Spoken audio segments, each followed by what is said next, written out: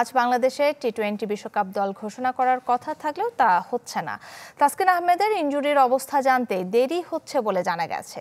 কাল দুপুর 12:30টায় দল ঘোষণা করা হবে। এখন পর্যন্ত বিশ্বকাপের 20 দেশের মধ্যে 3টি দল ঘোষণা করেনি। বাংলাদেশ ছাড়াও আছে পাকিস্তান ও নেদারল্যান্ডস। মিরপুর স্টেডিয়াম থেকে সরাসরি যোগ দিচ্ছেন আশরিক রুদ্র।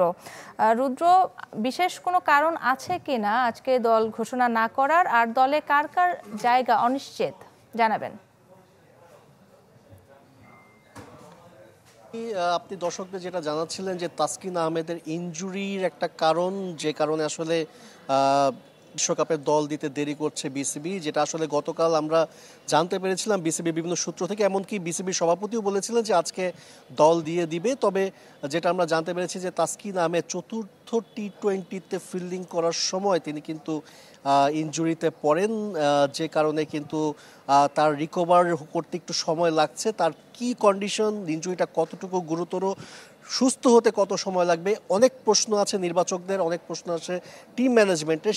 সেই কারণেই কিন্তু আসলে অনেক কিছুটা দেরি হচ্ছে। যেটা আমরা জানতে পেরেছি যে তাসকিন আহমেদের গতকালই স্ক্যান করানো হয়েছে এবং আজকে কিন্তু স্ক্যান রিপোর্ট চলেও এসেছে। তবে বাংলাদেশের চিকিৎসকদের উপর ভরসা না রেখে বিসিবি চাচ্ছে দ্রুত সুস্থ করে তোলার জন্য তাসকিনের চিকিৎসাটা দেশের বাইরে অর্থাৎ আমেরিকাতে করতে চাচ্ছে বিসিবি। যে কারণে কিন্তু ইতিমধ্যে আমেরিকার একটি হসপিটালে কিন্তু তার স্ক্যান রিপোর্ট পাঠানো হয়েছে। সেখান থেকে একটা ফিডব্যাক আসার পরে জানা যাবে যে তাসকিনের রিকভার হতে কতটা সময় লাগবে। সেটা হতে হতে আজকে সন্ধ্যা কিংবা রাত হয়ে যাবে।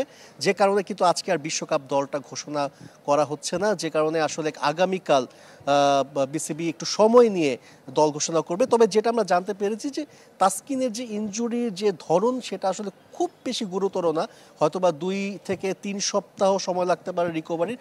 সেক্ষেত্রে হয়তোবা বিশ্বকাপের প্রথম ম্যাচের আগে তাসকিন সুস্থ হয়ে যাওয়ার কথা। সেক্ষেত্রে আমরা বলতেই পারি যে 15 জনের স্কোয়াডে তাসকিন থাকছেন অনেকটাই কিন্তু নিশ্চিত। কাকলি। রুদ্র, আপনাকে ধন্যবাদ। মিরপুর স্টেডিয়াম থেকে যোগ দিয়েছিলেন আশরিক রুদ্র।